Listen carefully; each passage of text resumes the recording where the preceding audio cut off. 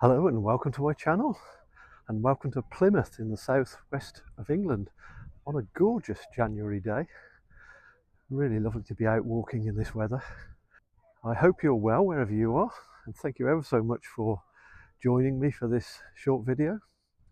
And today I'm going to talk to you a little bit about imagination, curiosity, and the interconnected nature of this world in which we live. So I hope you find it interesting, and I hope you enjoy seeing Plymouth on this lovely, bright, sunny day.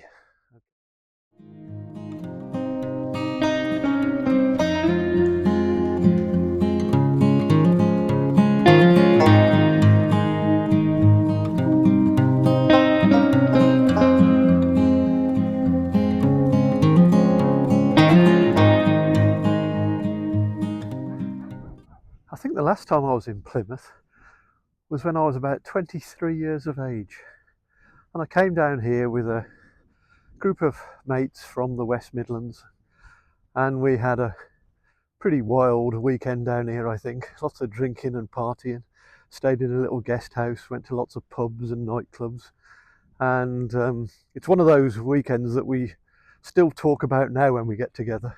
Quite a legendary couple of days. Normally when we travelled, we were travelling to watch the Wolves play, but I don't remember watching the Wolves down here, so I think it was probably just, we were probably just down here for fun. And what I remember, a couple of things I remember about that weekend, apart from the fun that we had,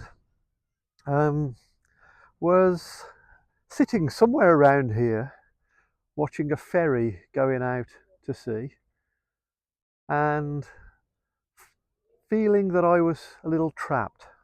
So I had this desire to explore the world, to see more of the world, to even see more of the UK actually. I used to dream about living in places like Lancashire and Yorkshire and Newcastle and all these sorts of places, London even. But I felt a little bit stuck and a little bit trapped. And I can make excuses, you know. I can say that, well, my dad was chronically ill and I felt some responsibility to look after him and help my mom caring for him. But I think the real reason is that I simply wasn't equipped to take on the challenges of moving away from home and leading a more adventurous life. I didn't have the confidence, I didn't have the qualifications. I didn't do very well at school, so I was not very wise, didn't have much knowledge of the world. And so I just didn't know how to break out of that. And it felt a little bit like when we left school that all my mates went racing off into their exciting new chapters, and I was stuck on the start line. My engine had stalled and I couldn't get moving. And so I spent a few years just sort of drinking and having fun to compensate for that. But when we came to places like this, I really did dream about what life could be like if I were to move away, and yeah, broaden my horizons. And so I sat here watching the ferry going off to France, imagining what life would be like on the other side of that English Channel there behind me. And perhaps my thoughts were accelerated or fueled by the fact that two of the people who were with us actually lived in Australia. So they were, or at least the one of them was originally from the West Midlands. He'd moved abroad to Australia and was back here on holiday. So I was imagining what would life be like in Australia. I'd never been there. Actually, I've never been there since either. Maybe something I need to put right soon. But yeah, so I was I was stuck, but my imagination was going crazy and really urging me to do something about it. And a decade or so later, the kind of life I wanted to lead began to emerge.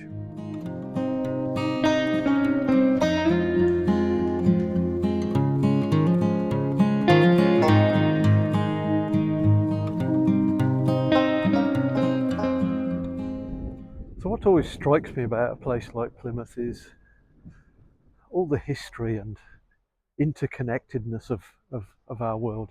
So I can imagine being connected to things in the past, to all that's going on here right now in this area.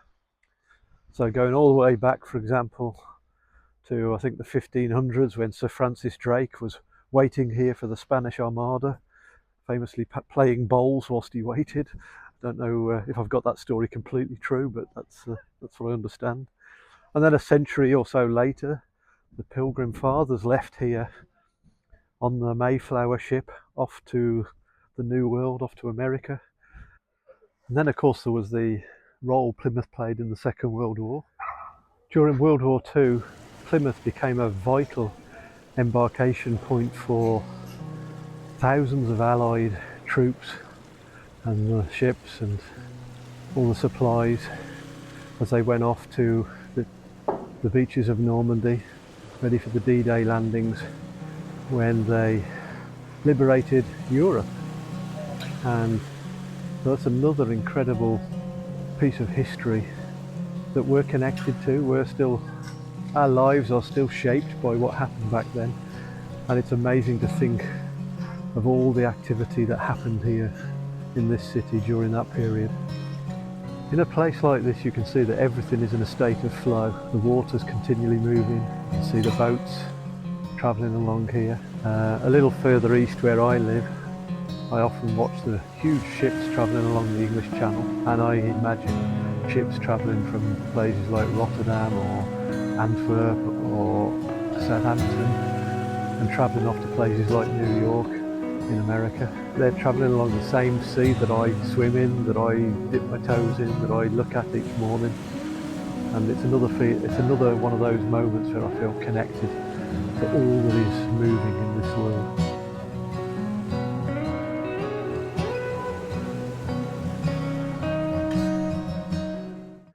It's humbling to think of all the people that have travelled from here, whether it's those troops off to Europe to liberate us from Nazism, whether it's the Pilgrim Fathers, or whether it's simply all those people who are travelling along this English Channel right now, all with their own stories to tell.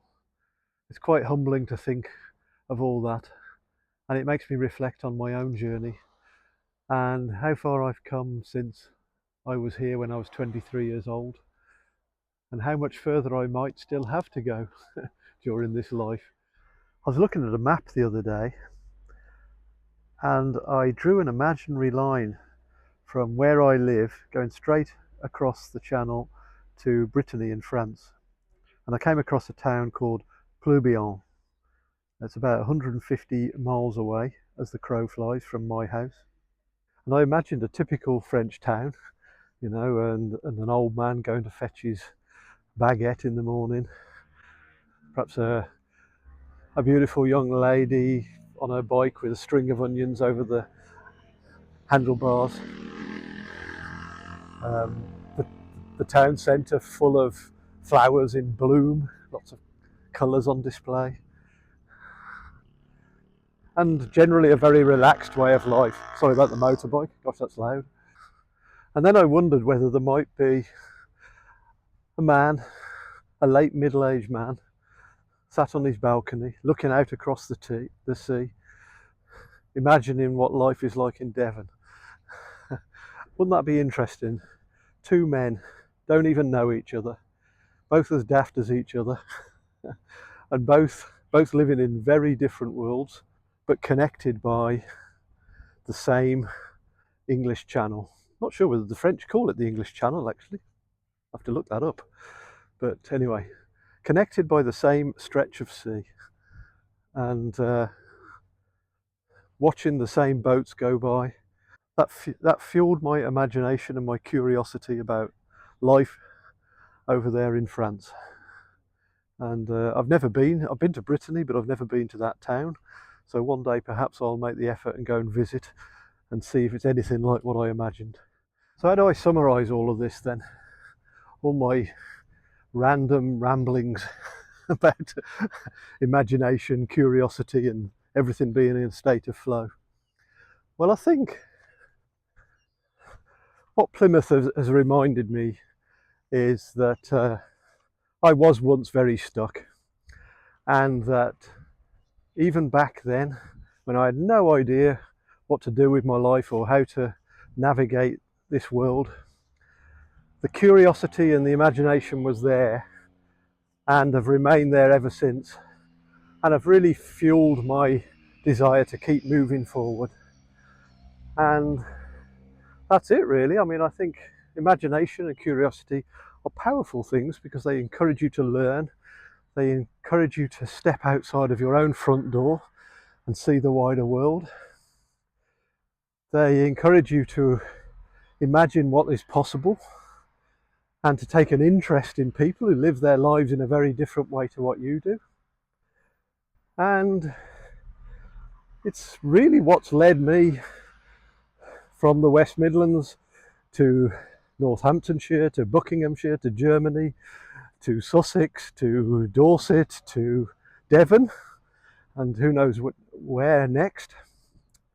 But more importantly, I think it's about discovering who you are. So the moving around from, the moving from one place to another is not something you have to do in life. I know people who have stayed in the same houses all their lives and have, more wisdom than I do, who have experienced more in life than I have. So it's not a sort of competition to see who can live in the most places. For me personally, moving around helped me to build my self-confidence, because that was very, very low when I lived in my hometown back in the West Midlands. And so I see myself as on a continued journey, still a long way to go, to discover who I am, what potential I have, what things I can do, what difference I can make in this world, and how we're all connected and how I fit in with my local community, with my country, with my continent, with my world, with this whole universe. And it's a bit of a spiritual journey. I'm still trying to figure out a lot to do with that too. But being back in Plymouth helped me reconnect with my past and helped me to reflect on how far I've come and the journey that I'm on. So I hope you found it interesting. It's a little bit strange, a little bit random. I'm sure I'll think of much more interesting things to say when I get back, when I start doing the editing of this video. But I can always make further videos. Life isn't about perfection, is it? It's about just trying things out. And maybe you can help me in your comments by sharing some of your own thoughts on this. Thanks to all of you who have subscribed or liked previous videos. I really do appreciate it, and I appreciate all your comments. Hope you have a great day wherever you are. Take care of yourselves, and hopefully I will post another video soon. Thank you then. Bye.